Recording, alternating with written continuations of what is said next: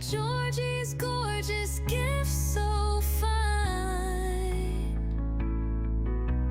Every piece uniquely mine. In today's video, we're going to be doing a large Petri dish effect, known by Daniel Cooper.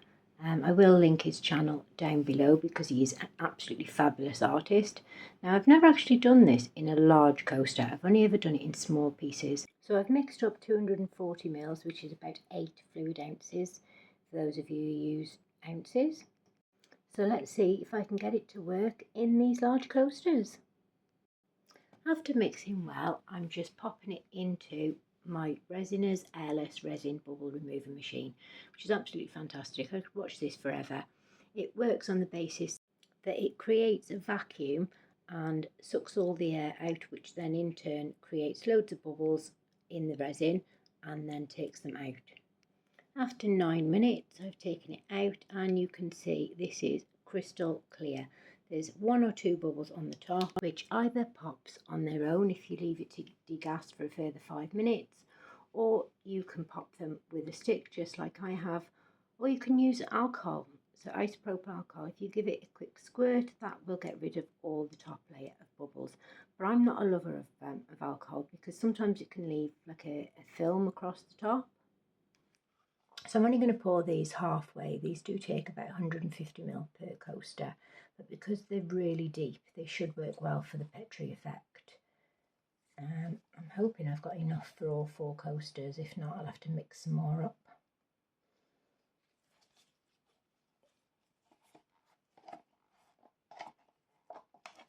So we're going to be using a range of alcohol inks today. Some are from Let's Resin, some are just non-branded ones from Amazon or Temu. Right, I've poured the rest of my resin into a smaller mould, purely because I want to see if this will work properly with the middle white. So I've got a range of whites here. I've got the deeper white from Fanzap. Then we've got a middle white. So this is a middle sinker. So this should take it a lot further down. So I'm going to use this with the smaller mould. And then we've got the Let's Resin sinker white.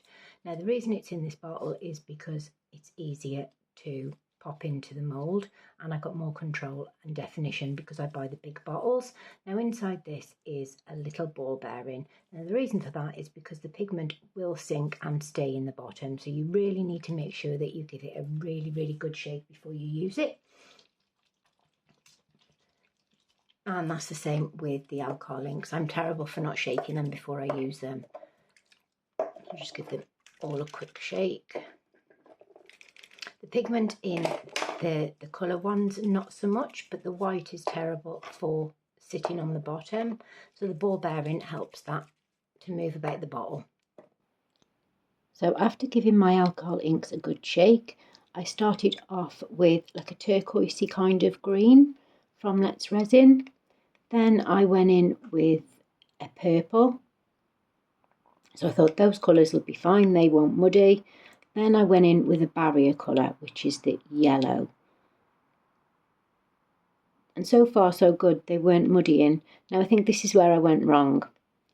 Adding I think this is the orchid, absolutely stunning colour, but not necessarily with the colours that I'd already used. And then I went in with a blue. I mean, these turned out really nice, but I think I used too many colours. I love watching alcohol inks dance. One of my favourite things. Apart from watching the Resiners bubble machine, for some reason I sit there for the 9 minutes and watch it. So I went in then with a green. I should have stopped, but you know what it's like.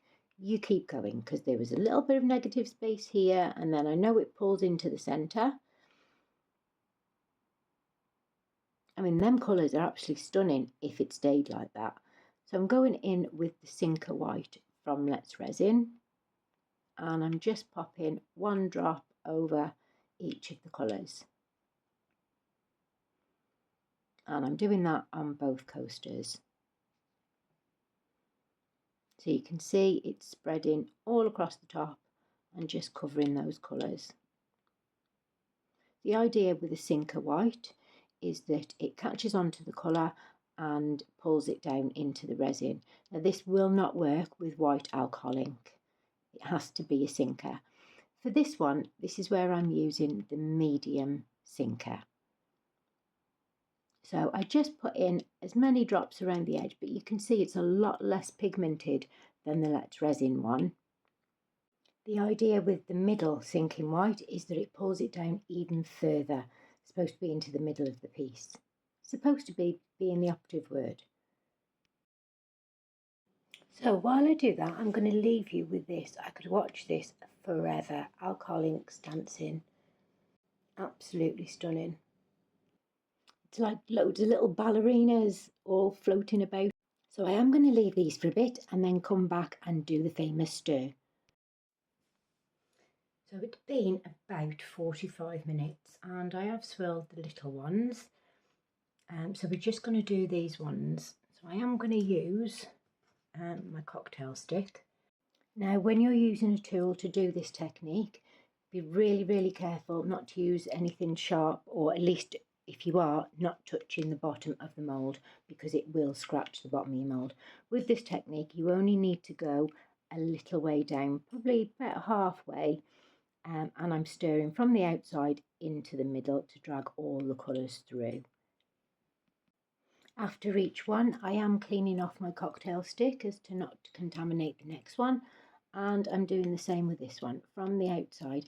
Now you need it to be like a stringy texture, so when you pull the stick or your mixing tool out of the resin, it needs to pull like a string, like you've seen there. Now this is the one with the middle sinker, and it looked, not only looked differently, you can see it's all sort of pulled into the middle in patches. It reacted differently because it wasn't as stringy as the other two. I think this ink is a lot thinner. But do you see what I mean by it being stringy? So I've put this in slow motion for you so that you can actually see the string being pulled up. So at this point I knew they were ready to be stirred.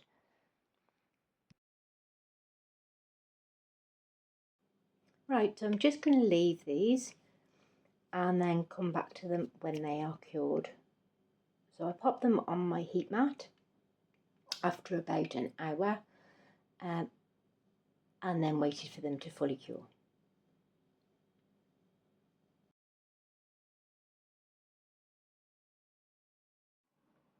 So these are ready to be demoulded. So these are the smaller ones. We're going to do these first and just take a look at them.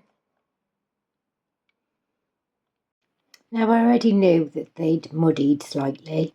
I didn't know how much, and like I say, it was due to just the difference in colours that I was putting in. I should know better really, because, well, I just should have been doing it long enough. So this is the second piece. Now if they hadn't have muddied, these would have been stunning, because the depth and the spores on them were absolutely gorgeous. And my camera really doesn't do it justice. Now at this point it was annoying me a little bit that my camera just wasn't focusing properly, and it kept catching my kitchen light, and no matter what I did I just could not get it to take a decent video. I mean, you can see my camera stops focusing and then picks up the focus. I will try to get better photos of this. I mean, there was a bit of drop down in these, but again I did put a lot of ink into them. But they are really stunning pieces when you look into them. There's all sorts of little worlds in there.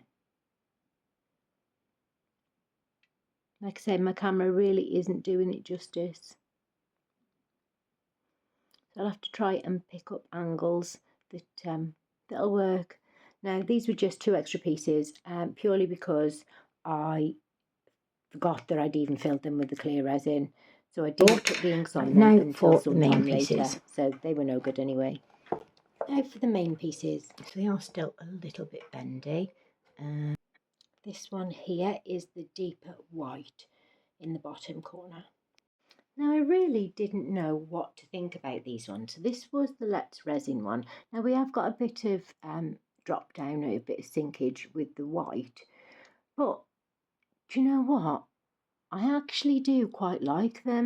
The more I look at them, I mean, there's like a feathered edge where my thumb is there. That's absolutely stunning on both of these pieces. I'll see if I can and stop it to pick it up further. An effect that I've not really had before. I mean, look at this. It's actually like bird feathers, and it's on both the pieces. And the depth in them is really good. See how wispy the edges are. I mean, if I could get a balloon with a wispy edge like that, I'd be really happy. So this is the medium Sinker White. Well, what a disappointment. This is supposed to be deeper than the Let's Resin, and there is no sinkage whatsoever. So I just need to see whether it's a case of messing around with this deeper white to see whether, you know, the timings, etc. are different. And we've still managed to get this lovely feathery edge here. But yeah, anyway, let me know in the comments what you think. So I've been Tony from Georgie's Gorgeous Gifts. I hope this video has been helpful. If so, if you could drop me a thumbs up, I'd really appreciate it. So I'm going to leave you with a middle view and some glamour shots of these coasters. I've been Tony from Georgie's Gorgeous Gifts. Stay safe and happy crafting. Bye for now. Make the colors, let them shine a little, drop it's all divine. Swirl the magic, make it glow. Tony's touch, it sets the tone. Georgie's Gorgeous Gifts you own. Oh, glow and flow, watch it spin. Colored UV, resin wins. Layer light, let it cure. Art so bright, can't ignore. Pour the purple dash of gold, shapes and sparkles bold untold. A tiny world inside your hands. Tony's crafted so unique, gifts so gorgeous that you seek. Oh, glow and flow, watch it spin. Color UV, resin wins. Layer light, let it cure. Art so bright, can't ignore.